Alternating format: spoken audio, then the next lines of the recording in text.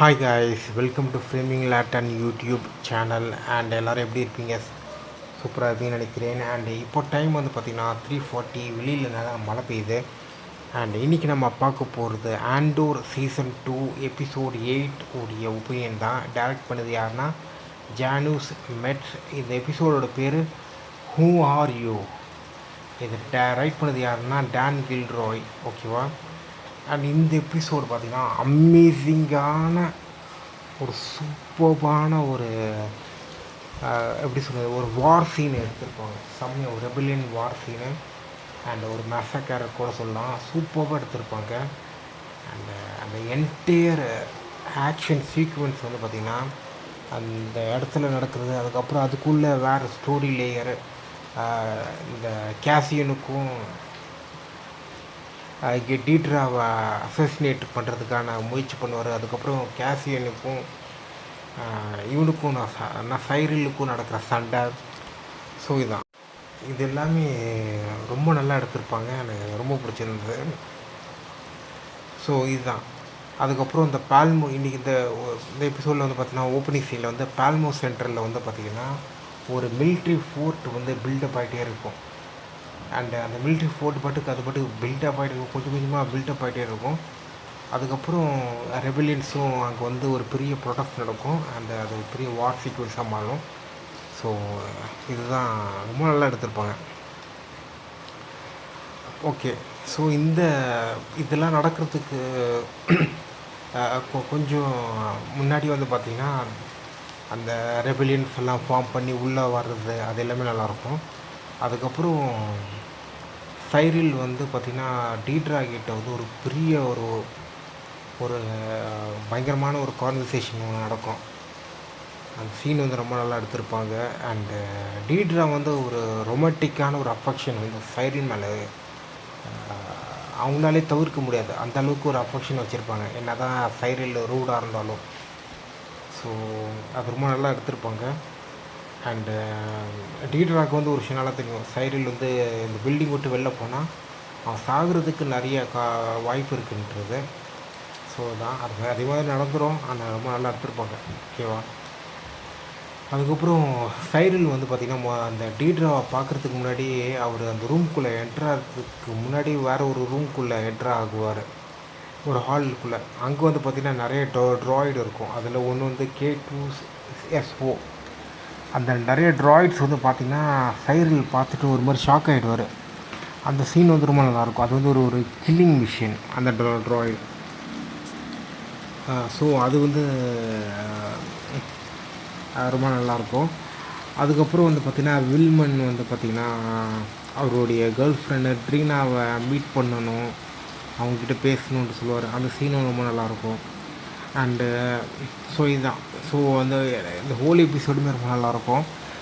இதில் வந்து பார்த்திங்கன்னா நான் சொன்ன மாதிரி இந்த வார் சீக்வென்ஸ் வந்து ரொம்ப நல்லா டீட்டெயில்டாகவே எடுத்திருப்பாங்க. இந்த எபிசோடில் வந்து அதுதான் மிகப்பெரிய ஹைலைட். அண்டு சினிமாட்டோகிராஃபி வந்து ரொம்ப நல்லா இருந்தது. அண்ட் ஆக்சுவலி இப்போ நான் வந்து ஜன்னல் பக்கத்தில் உட்காந்துட்டு ஒப்பீனியன் சொல்லிகிட்ருக்கேன். அண்டு அப்படியே பயமாக காத்துட்டிக்குது, மலைப்பூர்வம் உள்ளே வர மாதிரி இருக்குது.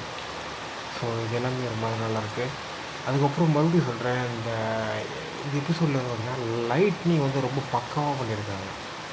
அது எப்படி அந்த லைட் செட்டப்லாம் வைக்கிறாங்க, இதெல்லாம் ஃப்ளோரில் வைக்கிறாங்களா, டேபிளில் வைக்கிறாங்களா, எங்கே வைக்கிறாங்கன்னு தெரில.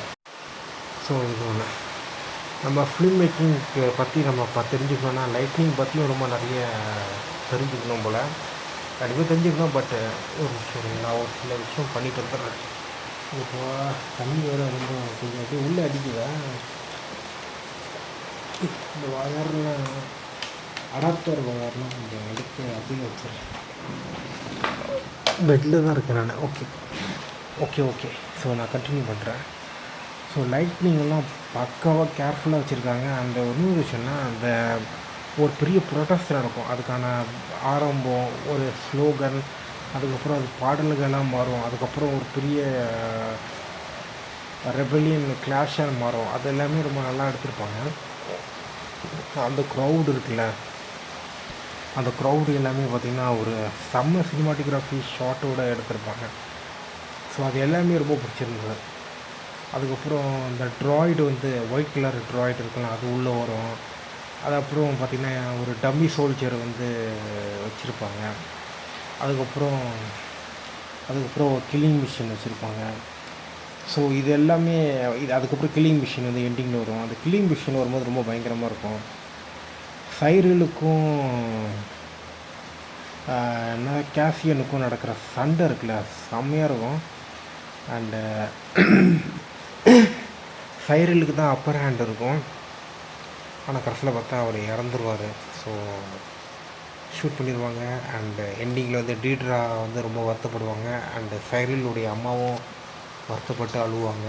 அந்த ஹோல் சீனும் நல்லாயிருக்கும். அண்டு மீடியாவில் வந்து பார்த்திங்கன்னா இவங்களுக்கு ஆதரவான ஒரு நரேட்டிவ் தான் இருக்கும். இந்த இம்பீரியலிஸ்ட் அவங்கள செட் பண்ணுற ஒரு பொய்யான நரேட்டிவ் தான் சொல்லிகிட்டு இருப்பாங்க. அது எல்லாமே காமிச்சிருப்பாங்க. கிட்டத்தட்ட நம்ம உலகத்தில் நடக்கிறது தான் அதுலேயும் சொல்கிறாங்க. நம்ம இந்தியன் மீடியா எவ்வளோ போலியான ஒரு விஷயம்லாம் பேசிகிட்டு இருக்காங்களோ அதே மாதிரி தான். ஆதிக்க சமுதாயம், போர் வெறித்தனம், இந்த மாதிரி நிறைய விஷயம்லாம் பேசுகிறாங்கள, அந்த மாதிரி தான் அவங்களும் பேசிகிட்டு இருக்காங்க. அண்ட் இந்த எபிசோடோடைய என்னோடய ரேட்டிங் வந்து பார்த்திங்கன்னா 9.9. சூப்பரான ஒரு எபிசோடு. ஸோ உங்களுக்கு டைம் கிடச்சுன்னா கண்டிப்பாக பாருங்கள். அண்டு ரொம்ப நாளாக எடுத்திருக்காங்க. ஸோ இதுதான். அண்டு இந்த எபிசோடில் வந்து எனக்கு ரொம்ப ரொம்ப ஷாக்கிங்கான சீன் வந்து சைரில் சீன் தான். அவர் ஆக்சுவலாக இதில் வந்து இறந்த மாதிரி தான் காமிச்சிருக்காங்க. அண்டு டீட்ரா அழுகுறதெல்லாம் பார்த்தாலே அப்படி தான் தெரியுது. அவர் கடைசியில் வேறு ஏதாச்சும் மாற்றுவாங்களா தெரியல.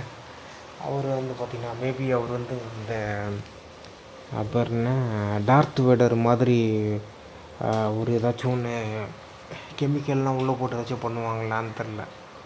ஸோ நல்லா இருந்துச்சு இந்த எபிசோட். அண்ட் ரொம்ப கம்ப்ளீட்டாக சூப்பராக இருந்துச்சு. அண்டு நான் ஏற்கனவே சொல்கிறது தான், அந்த கம்ப்ளீட்டாக லேயர் ரைட்டிங் வந்து ரொம்ப நல்லாயிருக்கு. அண்டு இந்த வாரு ஃபைட் சீக்வன்ஸ்லாம் வந்து பார்த்திங்கன்னா அதோடைய ஒரு ஹியூஜ் க்ரௌட் கேஸ்டிங் வச்சு நல்லா எடுத்திருக்காங்க. அது எல்லாமே ரொம்ப பிரமாதமான விஷயம்.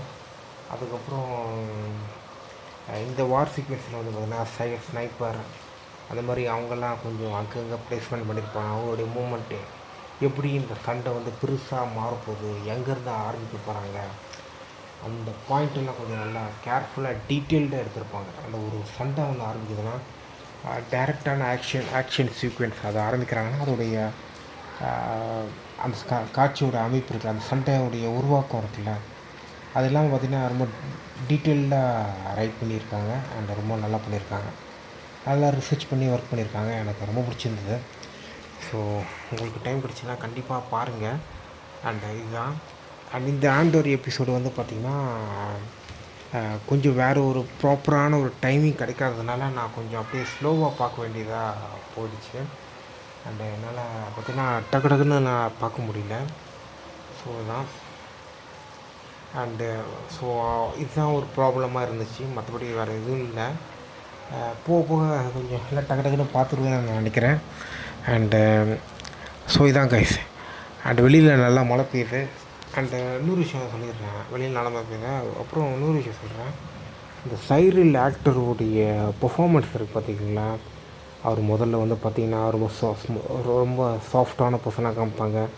அதுக்கப்புறம் ஒரு இம்பீரியல் நேஷ்னலிஸ்ட்டாக காமிப்பாங்க. அதுக்கப்புறம் டவுனான பர்சனாக காமிப்பாங்க, ரொம்ப சோகமான பர்சன். அதுக்கப்புறம் ரொம்ப ரொமான்டிக்கான ஒரு பர்சன் டீட்ரா கூட இருக்கிறது.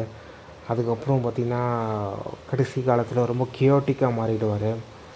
அண்ட் அப்புறம் ஒரு ஸ்பையான பர்சனாகவும் காமிப்பாங்க. அவருடைய கேரக்டரைசேஷன் வந்து டிஃப்ரெண்ட் வே ஆஃப் டெவலப் ஆகுது பார்த்திங்களா. இந்த மாதிரி ஒரு ரைட்டிங் சைரில் கேரக்டர் வந்து ரொம்ப பவர்ஃபுல்லான ரைட்டிங். அண்டு இந்த எபிசோட்லேயும் ஆல்மோஸ்ட்டாக அவர் போயிட்டார். அண்டு நான் ஷாக்கே நம்ப முடியல, அவர் ஆக்சுவலி இறந்துட்டாருன்னு தான் சொல்கிறாங்க. என்னால் நம்ப முடியல. ஏன்னா அவ்வளோ பக்காவாக கேரக்டர் டெவலப் பண்ணி அவங்க டக்குன்னு போடுறாங்க. அதுவும் ஆனால் இன்னும் நிறைய கேரக்டர் இருக்குது, இன்னும் நிறைய விஷயம் ஹேப்பனிங் இருக்குது இதில். ஸோ அதனால் பண்ணியிருப்பாங்க. பட் ரொம்ப அருமையான எபிசோடு கைஸ். அண்ட் அவரோட நடிப்பு ரொம்ப நல்லா நடிப்பு. அண்டு சூப்பர்வான ஒரு பர்ஃபார்மன்ஸ். பொதுவாக இந்த மாதிரி சூப்பர்பாக இந்த மாதிரி ஒரு நாடகத்துலலாம் சூப்பராக பெர்ஃபார்மன்ஸ் பண்ணாங்கன்னா அவங்க வந்து பார்த்திங்கன்னா அவங்களுக்கு நிறைய மூவி ஆப்பர்ச்சுனிட்டிஸ்லாம் நிறையவே கிடைக்கும். ஸோ இந்த ஆக்டருக்கும் கிடைக்கணும். ஸோ இதுதான். அண்டு அந்த ஆக்டரோட பேர் என்ன அவருடைய பேர் வந்து கைல் சோலார். ஸோ நல்ல ஒரு நடிகர். அவர் இதுக்கு முன்னாடி நிறைய படத்தில் நடிச்சிருக்காரு போல். நிறைய படத்தில் நடிச்சிருக்காரு. அண்டு நான் இப்போது தான் பார்க்குறேன். மேபி எனக்கு வந்து கொஞ்சம் தெரியாமல் இருந்திருக்கலாம். 2012 அண்ணா கரீனான்ற படத்தில் நடிச்சிருக்காரு. அதை நான் பார்த்ததில்ல. ஃபியூரியில் மெடிக்கா நடிச்சிருக்காரு.